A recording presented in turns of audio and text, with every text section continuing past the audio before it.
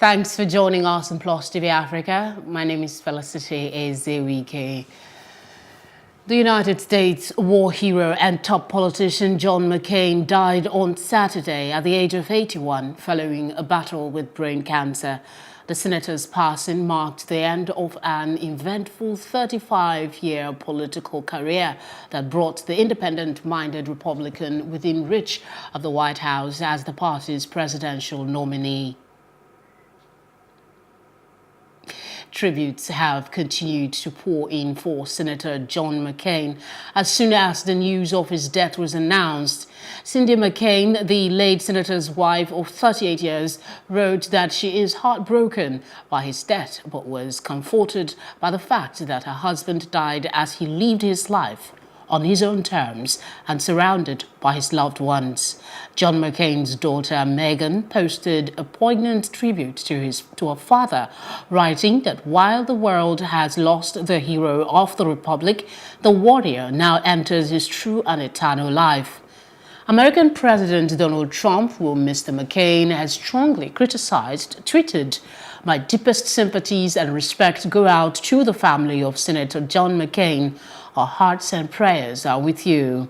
U.S. Vice President Mike Pence also tweets, "Karen and I are also praying for Senator John McCain, Cindy, and the family this weekend. May God bless them all during this difficult time." Former President Barack Obama, the Democrat who beat Mr. McCain to the presidency, said despite their differences, they shared things in common.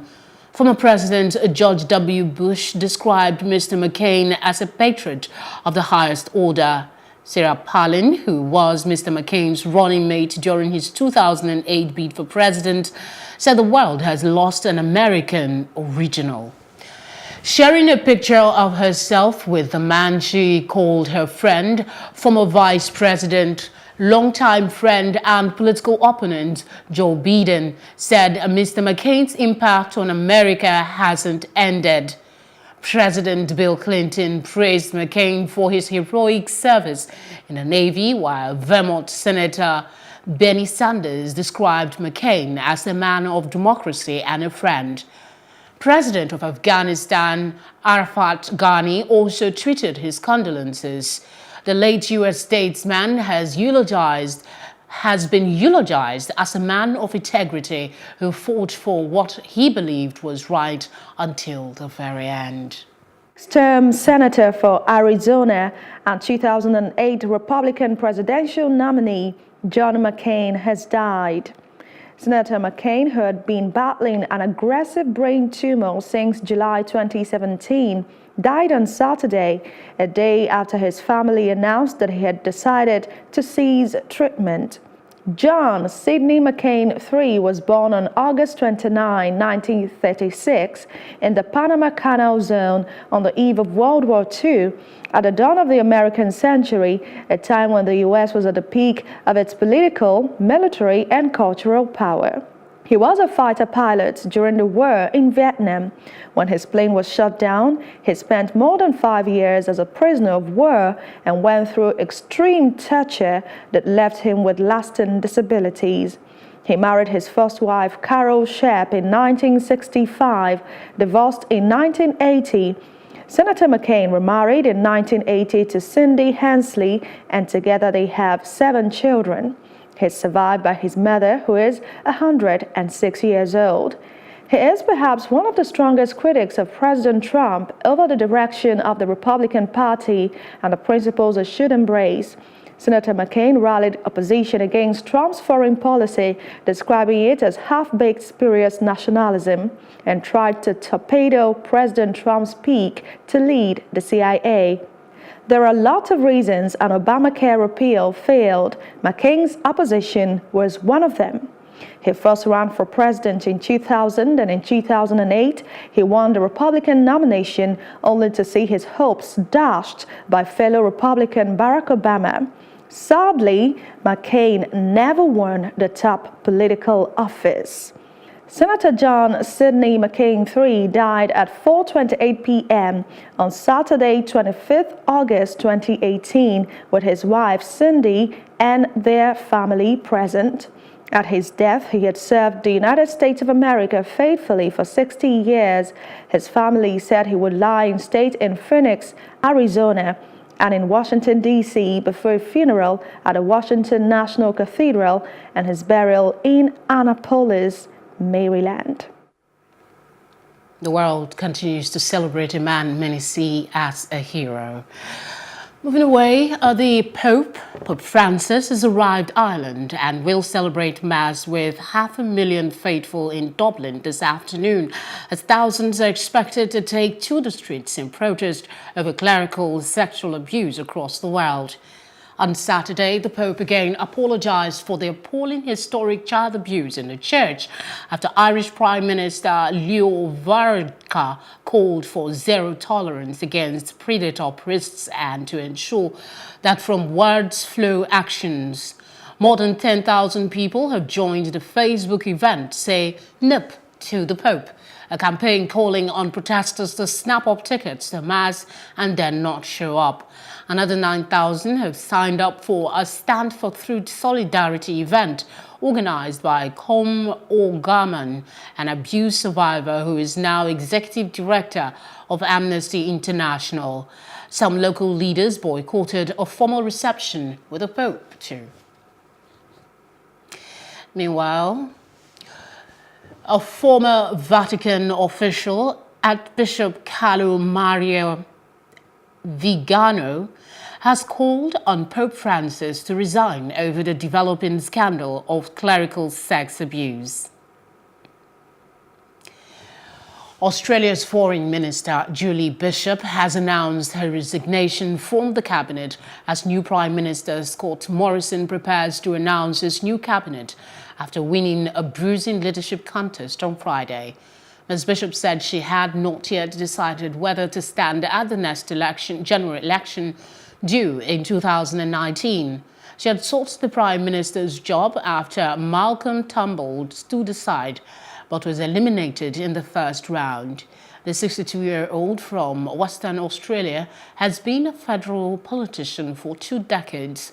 She, however, said she will remain on the backbench as a strong voice for Western Australia.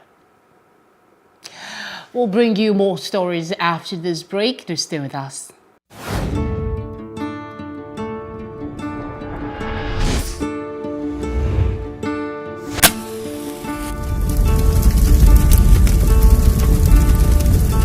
That money we shoot every person that we know can shoot. We don't let people die there. You could have killed me for a long period of time.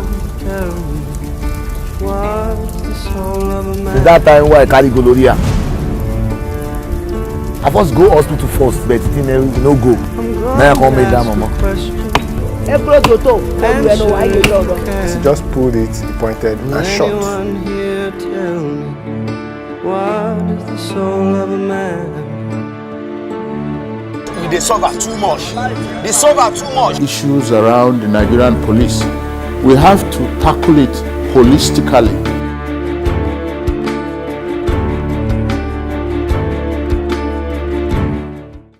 Zimbabwe's main opposition leader has continuously refused to accept a court ruling upholding Emmerson Mnangagwa's win in last month's presidential elections. Nelson Chamisa said he had a legitimate claim to lead the country and would lead peaceful protest. He also said he would not be attending President Emmerson Mnangagwa's planned inauguration on Sunday. His MDC Alliance party has alleged fraud, but on Friday, the Constitutional Court said it lacked evidence. After the ruling, Mr. Mnangagwa, who is from the ZANU-PF party of Mr. Mugabe, called for peace and unity. 2 days after the vote, at least 6 people were killed in clashes between the army and MDC Alliance supporters. President Mnangagwa is disputed as a leader. I have legitimate claim that I am supposed to be leading the people of Zimbabwe. Change is coming, and change is coming. Whether it is delayed is another thing. It cannot be denied. Change will come, and it is going to come sooner than we think. We need to go back to the fundamental issues around dealing with an issue of the disputed electoral result so that we are able to move forward.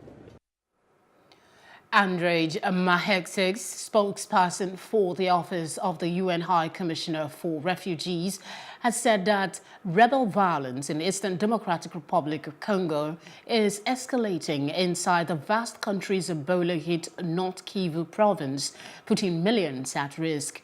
Forced displacement in this part of the country remains massive.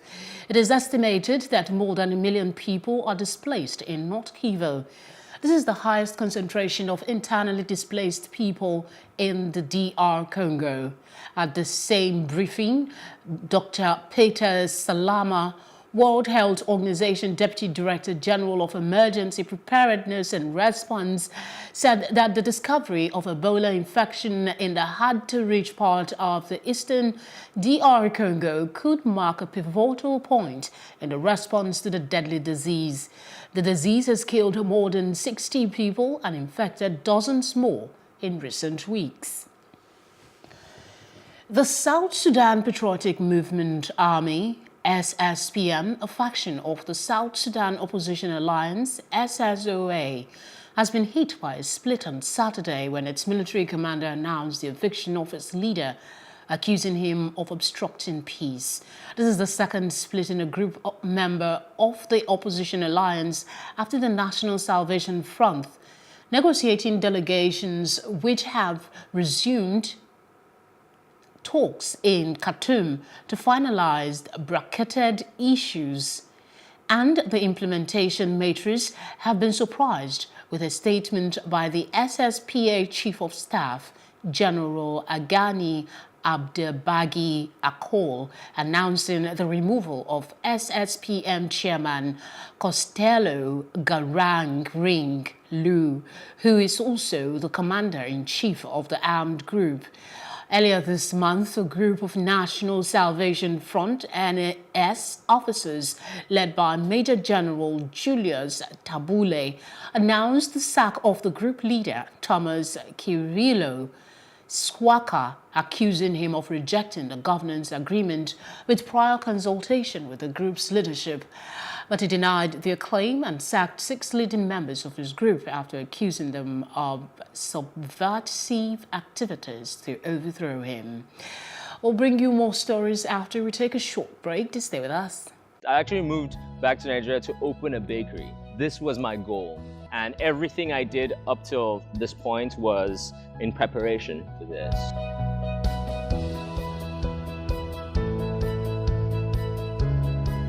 First of all, life was great because I moved in 2015 right before the recession, right? It was awesome. I was like, wow, there's so much money out here, man. The cost of overheads, power generation, water, you have to be your own local government. And there are no tax breaks. Many places where, where they realize the small business environment is difficult would offer some kind of tax breaks and incentives. We don't do that out here. We want you to come back. We want you to, to start businesses here, but we're not going to do anything to help you. All my experiences in the past have led me ultimately to where I am now.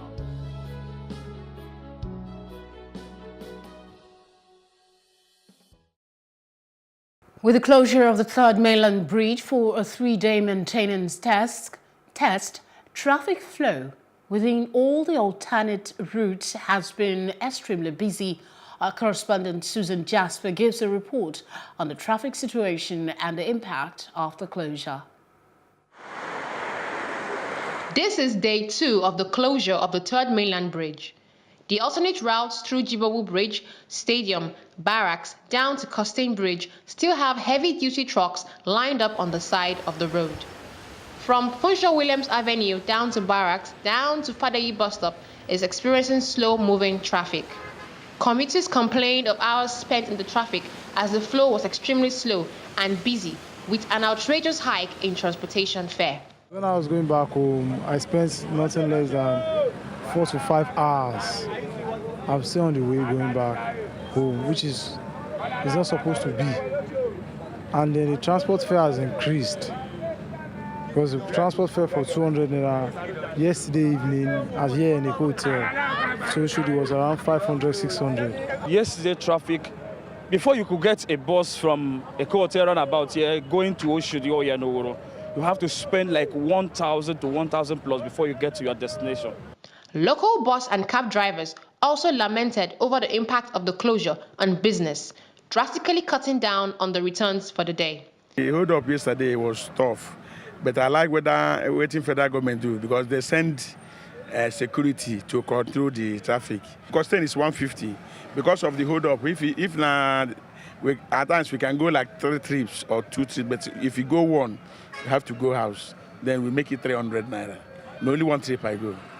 I stay 4 hours. I come here around 2 o'clock. Before I reach, it was around after 8, so I can't go back again.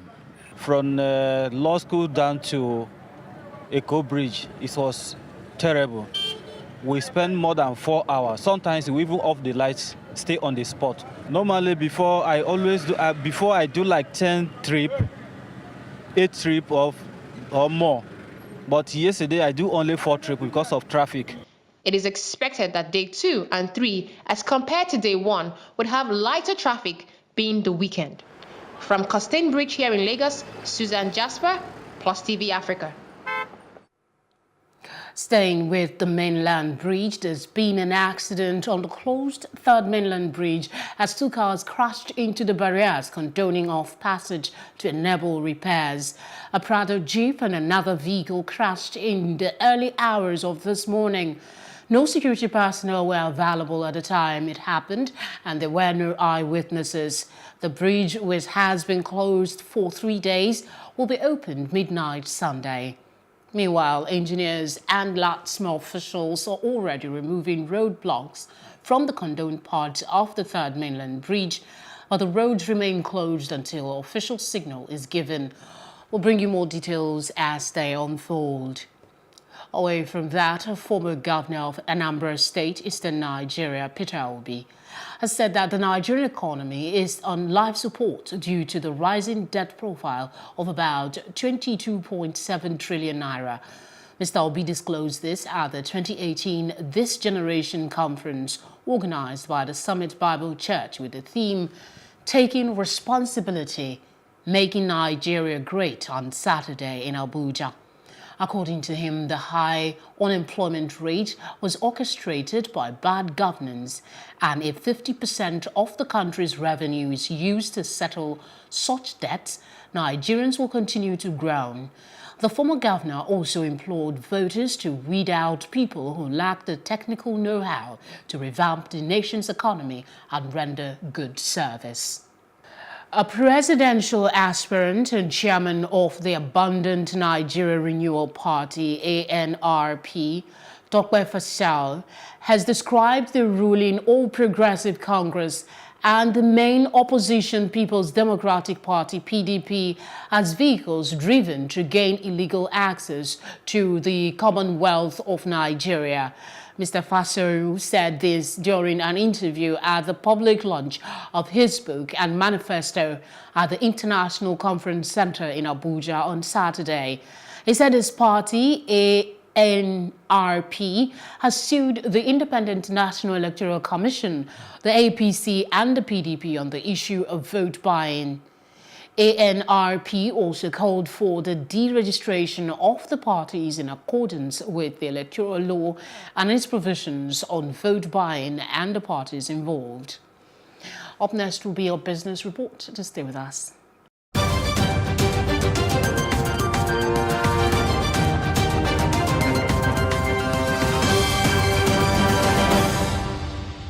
And in business, the Nigerian Council of Registered Insurance Brokers has urged the federal government to incorporate appropriate insurance policies into its housing projects. The president of the council, Mr. Shola Tinubu, stressed the need to ensure the recently built ABD renovates houses in line with the constitutional provisions. He says this will go a long way to address the housing deficit, a serious challenge that any government should tackle headlong. The Nigerian Railway Corporation, NRC, has indicated its readiness to deploy its 40 tank wagons for distribution of 1.8 million litres of petroleum of premium motor spirits nationwide if contacted by marketers. NRC Director of Operations Niyi Ali says if rail is considered by marketers, 28 heavy-duty tankers would be taken away off in one fell swoop, while the cost of transportation would drop by 30% with an accompanying dip in truck breakdown and crashes. He says the NRC, which is facilitating the revamp of the railway system with $41 billion investment, had ordered the 40 wagons, 20 each with a 45,000-litre capacity, which were delivered in 2012, with the remainders which were taken delivery of in 2013 to create an alternative to road infrastructure. The Nigerian LNG Limited has said the process of remarketing the LNG volumes from 3 of its trains has commenced. This followed the imminent expiry of the first sets of sale and purchase agreements with 6 trains currently operational. The NLNG is capable of producing 22 million metric tons per annum of the LNG.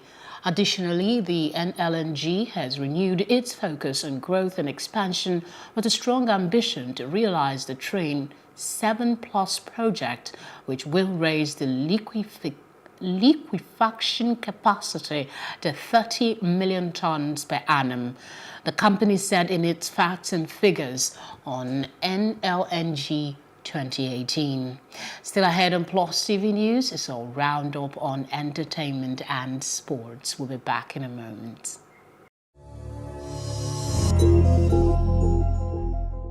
Rihanna will be handing over profits from her Fenty Beauty products to African students in need throughout the month of September. The work hit maker channeling the proceeds she receives for her makeup products into her Clara Lionel Foundation, CLF. She established the charity in 2012 and named it after her grandparents to improve conditions for impoverished communities around the world. Rihanna's Clara Lionel Foundation will partner with the Global Partnership for Education and the Campaign for Female Education next month to provide scholarships to girls in Malawi attending secondary school. Rihanna, who pledged to help raise $3.1 billion for Global Partnership for Education to fund schooling around the world, is also hosting her annual fundraising Diamond Ball event in September.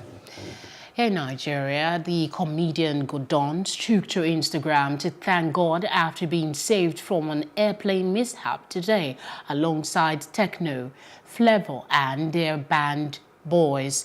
Godons, who disclosed that they were on their way to Accra for an event, said 8 minutes into their flight, the plane's pilot announced that the airplane had a fault and flew them back to Lagos. The video was shared on Instagram with the caption, "My heart is overwhelmed with gratitude for what God did for me and my colleagues today. Help me praise Him." Praise Him indeed. A good one for you, Godons. Moving away, it is no longer news that Nigerian singing sensation Tiwa Savage pulled off a successful show as she sold out at the O2 Arena in Indigo, London on Friday night.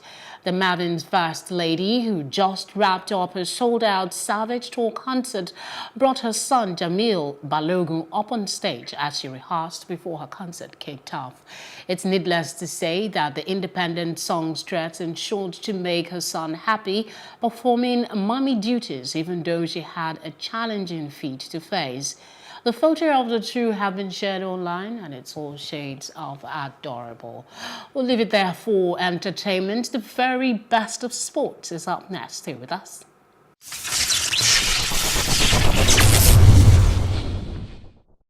Lewis Hamilton is set to start in pole position as he overcame title rival Sebastian Vettel at the Belgian GP. The championship leader described this pole position as one of the hardest of his F1 career and will start Sunday's race in pole position for the 78th time in his career. Title rivals Lewis Hamilton and Sebastian Vettel share the front row of the grid for the third time in 2018, and Hamilton is 24 points ahead of Vettel in the Drivers' Championship. Unai Emery secured his first win as Arsenal manager as the Gunners beat West Ham 3-1 in the Premier League on Saturday. Danny Welbeck then sealed the victory to ensure that West Ham suffered their third opening Premier League defeat for the second season in a row.